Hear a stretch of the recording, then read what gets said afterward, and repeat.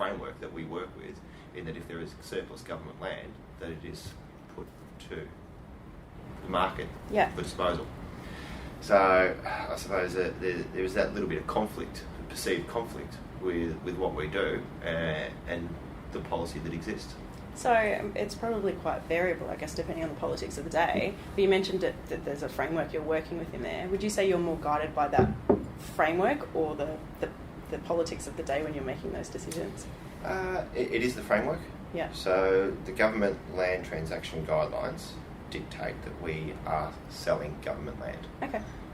Or surplus government land, I should say. Yeah.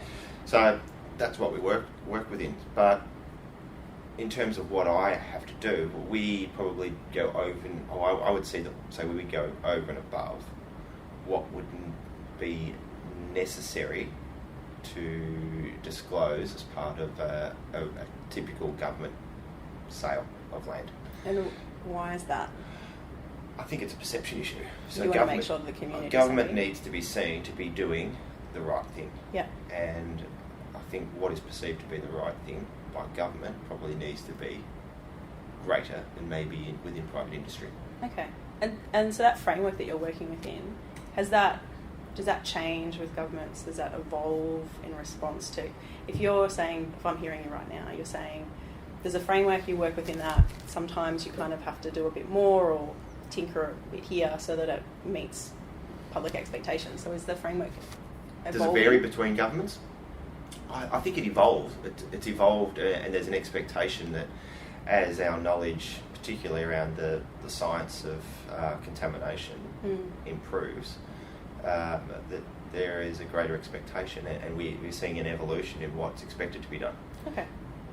So I'd say 15 years ago, groundwater was a significant focus. It was becoming an increased focus. Yep. So we were then undertaking a greater level of assessment associated with groundwater. As we've moved forward, groundwater and soil contamination is an issue, but as part of that, we're now seeing other parts of land contamination issues evolve, such as soil vapour, that 15 years ago we weren't really taking into consideration. No. Yeah. Okay.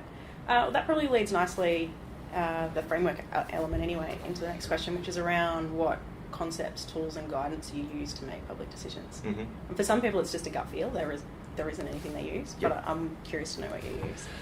Yeah, so this is again another thing that's evolved, and I suppose it goes back to when my position here was created, that there was no framework. There was no position. So yep. This position has evolved and developed as I've grown with it. So we've had to. Initially, it came down to a gut feel. Yep. So what needs to be done, and then it's now got to a point where it's like, we actually need to come up with a basis for what we do and when we do it.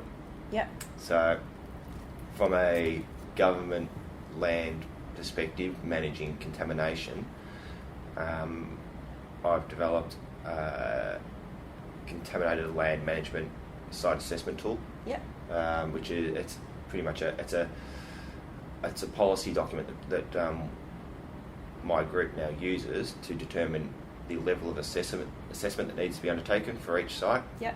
And at what point we determine whether a site is suitable for sale or we need to go back and do some further work. Yeah. So it really... Is that the tool you came up with about 4 years ago? Yeah. Yeah. Yep.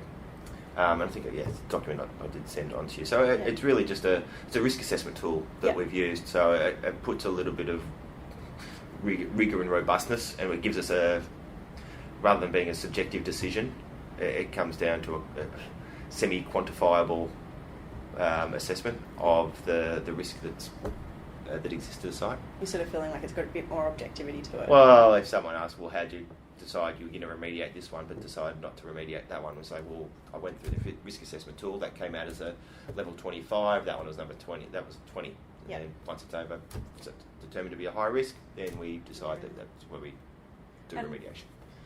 Presumably, because you helped design the tool, or came up with the tool, you find it works pretty well. Have you found that, like, May has had any feedback on it? Like, she finds it... I guess I'm trying to understand what frameworks help people and what... I don't think so.